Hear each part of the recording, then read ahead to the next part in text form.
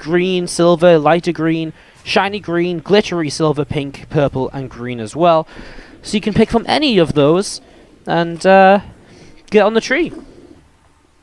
Yeah? Cool. Awesome. I'm glad. So you can make from any of those. If I do miss it, then again, just spam me at a later point, and I'll make sure to get you up. If you don't see yourself going up on the tree, make sure you let me know, because I will not let you guys get away without going on the tree, you know. Alright guys, thank you for all the love, appreciate it.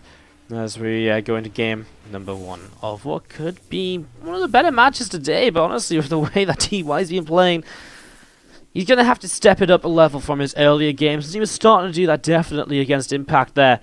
Let's see if it was maybe just not too late though. Let's see what happens to the top left hand side, the blue Terran player from Splice. It is TY.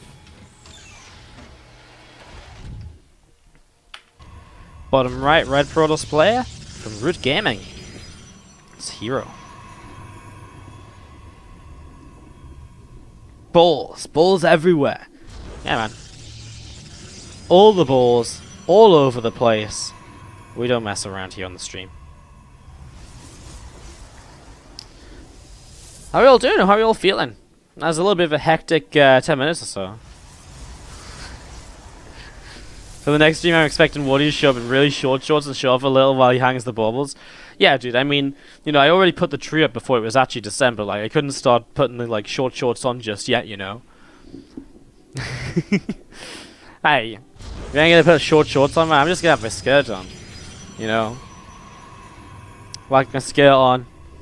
Shake that booty. Yeah, man. Full sellout mode. I expect to see the same from you, Simon. I expect to see the same. No, you're getting your own house soon. There's no reason not to have a sellout corner. You just update it like once a month or so. Did you get unmodded? Were you ever modded, Loco? There you go. You're now a mod. Congratulations. It's your Christmas present. Yeah, I really feel as though it could be really funny. We should do like Secret Santa with the StarCraft community, guys. Like, people in the StarCraft community play Secret Santa with each other. Make like a video or something. I think it'd be pretty funny. Like, hey guys, look what this fucking idiot got me. Like, someone buys Roddy like, I don't even, like a bong or something, because everyone thinks he always looks stoned. It could be pretty funny. Could be pretty funny. I had this idea the other day, and I told it to someone. They're just like, no, that'd be so shit. Sorry, guys. I thought it would be funny though. Funny enough to worth, you know, to think it's worth mentioning on stream again. See if we can get some like low-key chat support as we go. Reaper just poking around, prodding, doesn't really find a lot here early on. I say it doesn't find a lot. I guess it sees absolutely everything in the main base. So I guess I say completely the wrong thing. I mean, in the sense though, it isn't really finding a lot though, right? Like a robo facility is still fairly normal. 3 gates, it's a very kind of standard, I'm not really going to do anything in the immediate future sort of build. Twilight Council coming up, Forge is coming down. It's just the robo into the other tech structures here, which will allow herO to build up into his mid-game. Get his upgrades going, probably just Blink and +1 to begin with here to get some map control. Really kind of create that kind of setup on the map where he is very powerful. As TY, well, he was trying to play a lot of mech against Creator earlier. Let's see if it's going to be the same from him here as we set this up. Will Impact versus herO be a match today, says Scantipede. Yeah.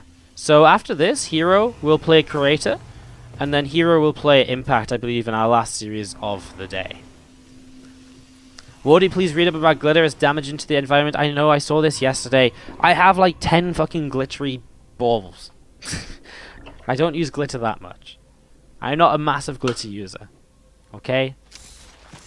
I don't think I'm one of the biggest issues of glitter in the world.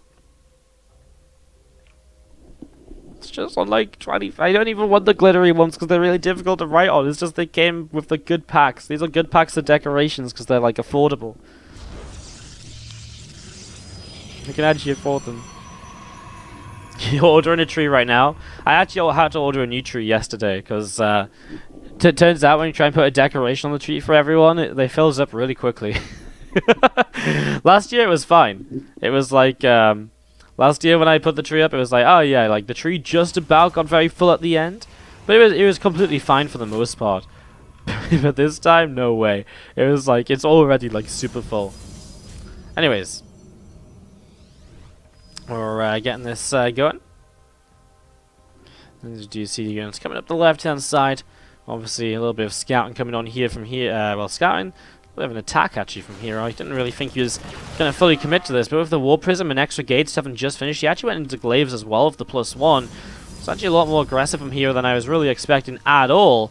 What I'm really intrigued about is if those Cyclones can just lock onto this War Prism, how much can they do? As we're going to see TY, we'll see these Shades right now. I think he just backs away from this one, but the Shades are going to get the surround on the Cyclones. Immortal coming in as well. That will add a lot of damage onto this here. Some Hellions have morphed into Hellbats. TY will give up the third base for now. He's lifted it up. He's backing away.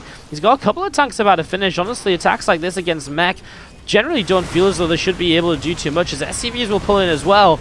But I guess it just hits just before a lot of the real power units come up from TY. That tank not sieging up on the high ground, and just like that, herO takes game number 1. Well, that was plain simple and kind of makes me feel as though maybe you should have talked a little about the new replay pack on Monday, and there'll be more replay packs before your sub is up if you even just subscribe for 1 month. So just some info on the replay packs. There's a few people using the command, and just thought I'd give you guys an update on what's happening. Top left hand side, our blue Protoss player from Brute Gaming makes game number 1 look simple with the 7-minute and less game. It is going to be herO.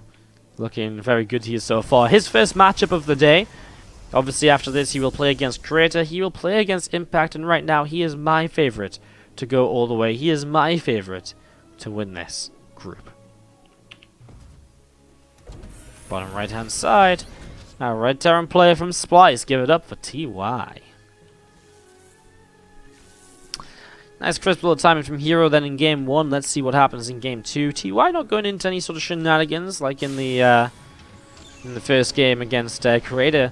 He went for that proxy Marauder with concussive shells. It was really weird. Like, it was really, really strange. But yeah, I mean, it didn't quite work out for him there. So you see this Marine coming down the ramp. We'll find that probe, and that probe taking a little bit of a tagging. Marine pushes it all the way back away, nice, quickly and simply. So probe getting pushed away. He has the factory now coming on down. TY begins to set that up. Again, the command center just building up on the natural expansion too. As we see the Nexus building on hero's side of the map. He as well just building straight up here. No proxy shenanigans. Honestly, I mean, the Oracle getting a big nerf. Proxy Stargate is probably a bit of a dead build now with the fact it doesn't two-shot Terran workers any longer.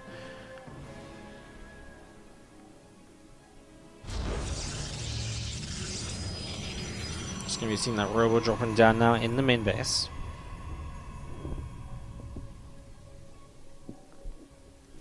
Factory going to finish up here from TY. Reactor will be finishing as well in a few moments on the barracks. I'm here for the Christmas baubles, not replays as Doddles. God damn it, Doddles. You don't even have a bauble on the tree yet. What are you playing at, mate? What are you playing at? Robo opening once again here from herO. Safe, standard, keeps him, you know, gets him into the next stage of the game. 2 extra gates as well. I mean, this really isn't, you know, herO messing around or doing anything crazy. This is him, for now, just playing the matchup, playing the way to get into kind of the 5-minute mark without trouble. You get an Observer up, you can get an Immortal up if you need it. I mean, again, with this Robo, I mean, the only bad thing about the Robo is that sometimes you could probably just get away with being greedy and going like Twilight first. And going into like a even faster blink or glaives or whatever you want to do. Wow, a Raven from TY. You know, I'm actually super interested about the Raven here because we don't really see the Raven being used anymore in the new patch. As herO, look at this, double forge. So he's going to change up his playstyle as well, 2 forges. And I love the fact that he splits these up because if you scout as TY and you just see 1 forge, you know, you're just kind of like, okay, well that's kind of normal. He's just going to forge. He probably has like a Twilight or so already. You see double forge, you know he's chronoing out those upgrades. You know that is one of his big kind of, one of the big parts of his game plan here, basically. So splitting them up a little bit and wherever he positions them, it's nice. I like that little. It's a very minor thing, but it can go a long way, I think. It's going to be seeing that Observer poking around. Again, there's the Raven, so we just don't really see this being used much in the patch. I'm really intrigued to see what he wants to use it for. So far, he has found himself this Observer. He's chasing it. But it will get away towards this high ground. Observer alive for now, as the Raven will have to pull back with those few Marines. Siege tank currently on the way up from TY as well. +1 attack and +1 armor coming through. And the Twilight Council for herO coming up in the main base. Hallucinated Phoenix is up and coming in towards the natural expansion. A few Marines coming in as well to try and poke away at the Hallucinated. Just wants to try and deny scouting. I mean, I guess he's not going to figure out too much though. Did he see the stim pack on the barracks? Yes, he did. So he does know it's going to be a bio play at least. TY did switch it up with bio in Game 2 against Creator as well. After Game 1's mech play didn't really work out. It wasn't really the mech play in Game 1. It was kind of the same thing. He didn't actually get a chance to really show us the mech because he kind of just died so early. Mortal on the way up. 5 more gates. Is this some sort of aggressive timing again from herO? Well, I mean, he's on 46 workers, which is sort of the time to cut right now. If he doesn't really want to saturate this third, but it looks as though he's still making workers. Looks as though he is looking to saturate. He's still going to go up to 8 gateways fairly quickly here, but he doesn't have any sort of Twilight Council upgrade to utilize if he does build more gateway units, and that's a big deal. If you don't have Blink, if you don't have Resonating Glaives, you're missing out on the opportunities here to really have a powerful army pushing forwards, and that's why we're much more likely to just see a macro play, something going a little bit longer. The gate's coming up, so he has the production needed, but not really looking to attack. Temple Archive's coming down too. I wonder if he actually... could he go for like an Archon base push? I just don't really think you can go into this with like charge lots... Without charged, I mean Zealots then. Obviously charge lots small once they have the charge, but...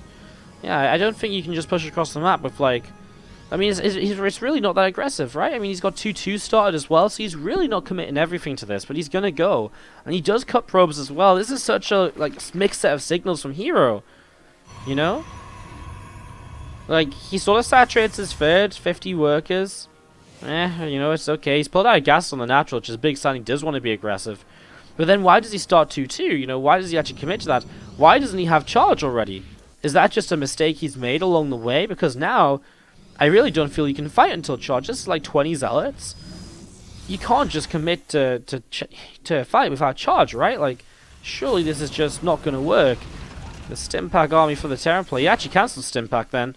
So he's actually going to go into double. Okay, TY's really doesn't believe he can win this matchup, can he? He's really just doing everything crazy. So stim pack cancelled, playing into mass A. I came over here, I was like, that's a lot of tanks and liberators and not many marines. And that totally hit me, like, does he have stim? That's when I realized it was cancelled. And so mass lib is completely great against this because it's just mass zealot at the moment. Double scan here from TY. I mean, he's going to see the upgrades. So I guess it's actually just going to be... Maybe this was all intentional by herO. He never intended to attack before now. He was meant to go into like a 2-2 charge lot sort of timing. I really feel herO needs to retake these gases because he could really do with the extra gas to help him build some stalkers that are actually going to help him to kill these liberators, because right now he does not have the anti-air which is required. 5 stalkers, 3 sentries, 1 Archon. That's not going to kill multiple liberators. herO has no idea what he's playing against here. He saw the stim a long time ago. It's been a big change up since then, and now there's 4 liberators being made at a time. Double missile turret coming up over here, but it's a full wall to the right. TY has a 4th command center, and there's a wall up over here as well. There's a wall up over here. There's no way in. This is a Terran stronghold by TY. How do you actually break this? The first Archon goes down already. Well, some SCVs do fall, but yeah, I think herO is realizing like, oh, that's not normal at all. Well, this is very interesting from TY. This is kind of funny. He's literally got a complete box. He's just made himself a box. There's a slight gap here as Widow Mines are going off on some of these zealots. I mean, Liberators repositioning. The repair drones are keeping units alive here for a good amount of time. Is it enough for TY? More Liberators will siege. There's not enough anti-air here from herO. There's no way these Liberators die at all. There's just not a chance. One single final tank is getting rid of this Stalker or so. Some more Libs repositioning, and that Stalker's going to go down before the Raven can get picked off. What's in the Prism? Just some Zealots. There's a few Zealots here and there. 26 workers have gone down. It's a lot of damage by herO, I guess, in terms of economy. That is one thing that has gone his way, I suppose. And he's still getting a couple more kills here and there. 33 workers. Yeah, he's only 13 workers ahead because he did cut workers at some point. He had 50 probes. He stopped making workers for quite a while, and he's only recently gone back in. Guys, are you ready for the battle cruisers? Oh, baby! Battle cruisers are on the map, and TY says, hey, can't really play against Protoss right now, so let's just play Sky Terran. And he's actually going to have battle cruisers arriving at the end of this attack. You know, I was sort of thinking like 2-2 is nice and all of this, but god damn it, like TY, this 2-2 might not matter against BCs. It would be nice to have his own kind of battle cruisers here, but a completely different style of play to anything we usually see at this stage of a game in a TvP. TY changing things up again. He's been tweeting, he's been very vocal that he's like, he just can't win in this patch. And I guess that's why he's going for these very experimental strategies. The repair drones, sailing up one of these BCs as well. And what a hold this was. Again, he made himself a box. He sat in his box, and he made herO attack through his box to be able to kill him. TY sat as king of his castle. And now the king has his real army on the map. Moving across here, battle cruisers have that rep and refit upgrade finished. Your model cannons are available. Tactical jumps as well. And here we go. Here we go. Yeah, I think this is really from herO. Like, it's not something you really want to attack into, but I think herO said, like, if I don't at least try to trade, this isn't going to go well for me in the long run, because I'm not even beginning to set up against this. So let's try and do some damage. You know what killing 33 work is? It helps. It slows TY down.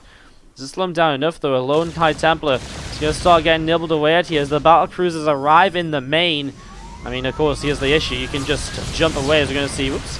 Don't think one of those was meant to happen. Is whoop, zip, away we go. Zip.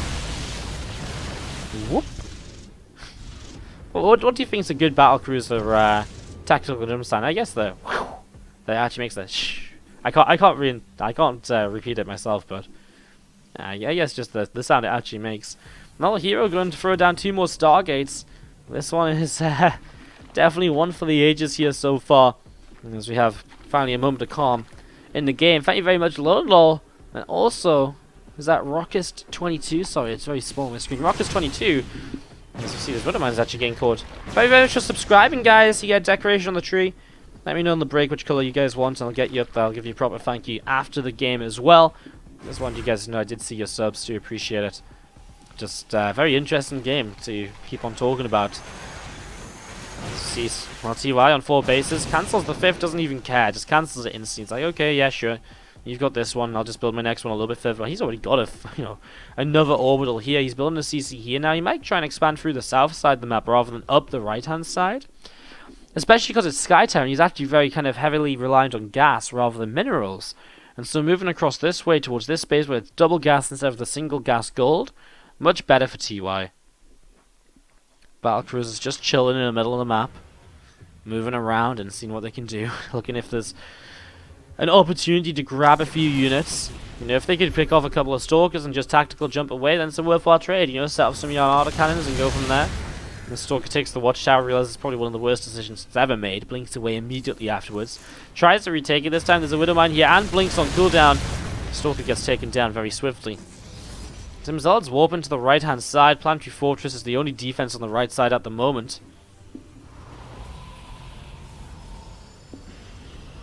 And again, as the upgrades start to finish up here for TY, we'll finally have a bit more power in this army now. Heroes begin to respond. Tempest on the way up as a Yamato cannon. It reaches that Stalker there despite the blink. And it does blow that up. Did TY forget his armories? I think it's a good question. Did he forget armories, or was it just not part of his plan early on? Because I just think he really needed to build as much as he could, and he couldn't actually afford the armories. Because actually, yeah, you think about it, like the attack that he survived, it was pretty close. Now you imagine that attack comes in and he built double upgrades as well. It's a much worse situation for TY. You know, it's a much tougher situation for TY. Wouldn't mind still being a part of this year as the BC's forcing the Stalkers away yet again. Tempest count is growing, and that's going to be what's really interesting, because the Tempest are this long-range siege unit, and BCs are very slow, so it's going to be difficult for the BCs to get on top of the Tempest, unless they do something super crazy, like maybe like tactical jumping on top of them, and then like mass Yamato and the Tempest. But then of course that's very risky as well. We're running towards this base. herO starting to get into his, his real player style here, starting to be aggressive. TY actually tactically jumping defensively now to come in and defend this base from the Zealots. But 14, 15, 16 workers going down. In fact, pretty much the entire mineral line has been lost here. And TY, well, he's also taking some damage on the gold base. He tactical jumps over here with a few more BCs, and he will be able to clean this up. But again, SCVs are going down, and at the same time, I don't know if TY really cares. He's maxed out on 136 a Sky Terran. And herO. And he's losing a few Zealots. He'll be replacing those with Tempest and so on. Just some stronger units in general. This Raven, for his kind of repair drone, was actually due getting itself repaired here over the next few moments. Probably thought he was about to lose it, so wanted to just get something out of it. As you can see here, wants to target down that Raven, and he just is going to chase for it. He does get it. A little bit of a shame, but I think one single repair drone isn't going to make the biggest of differences in a fight. If he had, like... No, I mean, losing the Raven's never great, right? You know, I'm not trying to say, it's fine that you lost the Raven, like, it's a mistake, but... You know, it's far from the end of the world is what I'm trying to say is... Well, battle cruisers. In the center now, 2-2 is going to finish for them shortly. Revelation on the Oracle gives the Tempest the vision to utilize their entire large range. Usually the Tempest range is so high that you can't actually attack with the usual vision of the Tempest, and so the Revelation is a good combination, because now you always have vision of this army, so not only do you know where it's moving, but you actually just straight up can attack with your Tempest at any point in time. Is well, a lot of Liberators here, a lot of Widow Mines as well. I wonder if he wants to run these Widow Mines underneath the Tempest, and maybe that's why herO keeping them in this sort of space. Did he just tactical jump on top of the Tempest, or did he just tactical jump back home? I don't know. He tactical jumped somewhere. There he is. He did jump on top of the Tempest. The Tempest are running the Widow Mines. Oh my god, TY! The flank with the Widow Mines is going to blow this up, and Yamato cannons are crushing the Tempest. Well, the Tempest disappear, and SCVs even across the map as some Stalkers and Zealots are counter-attacking, but TY is just going to kill so much over here. 27 probes going down. You can see the idea of herO is just to straight up cause a base trade right now. That's his game plan. That's how he's going to try to win this. And well, TY's tactical jump is on cooldown. What's TY's best move right here even? I mean, is it just to kill the pylons and power the gates and to stop herO producing more? In a base trade scenario, it's a lot more Stalkers, man. In a straight up fight, TY wins the fight, but he needs to keep some of his bases alive. Like, he needs some structures to stay alive here. He can load up a few SCVs in this command center, actually. That could be a pretty huge thing. These BCs should probably just jump away. I really feel as though he could have saved some of these. I mean, he did bring SCVs across the map, but he doesn't have that many minerals to just build anything extra, you know? SCVs are helping the fight as Stargates are going down. At the very least here, I think TY has a draw because, well, herO, unless he gets one fly, even if he gets a flying unit up, like, TY can just tactically jump on top of his command center. Like, there's no way there's enough flying units that get into the game for herO. Unless he can keep on mining, perhaps, I suppose. Missile turret on this side of the map as well. TY, he entered this base trade. I mean, herO has a lot of bases. It might be enough to make this base trade work out. It's going to be seeing the BCs are leaving a few gates up. I'm not sure. I don't think that's a massive issue here. These Stalkers, be interested to see what they try and do. Are they actually going to try and fight this? Yeah, and herO's got mining still. He is still making something, but I just feel as though the issue for him is that he's never realistically going to be able to... Ooh, no scan. I mean, that's an issue for the ground army, like the Widow Mines, etc., but, you know, and the SCVs too, but for the battle cruisers, I mean, they don't really care if there's, you know, BTTs on the ground. It's all about this one command center. That's all TY has, and the Stalkers are going to commit to this here. The BCs are going to take the fight. herO's losing a lot. Look at this, tactically jumping some of these BCs back as now herO blinking away. I think herO might actually just have this. I just don't think there's enough battle cruisers, as now we see him blinking forwards. Okay, there's way too many Stalkers. Wow, herO actually makes this work out in the end. He's actually going to beat the Sky Terran army, which really didn't look as though it was going to be the case, and I really do think this more or less eliminates TY from the competition here today. Impact on Creator. Our first match of the day was Impact against Creator, and now the final matches they play against herO is going to be very important, as herO does win 2-0 against TY, but what a way to go.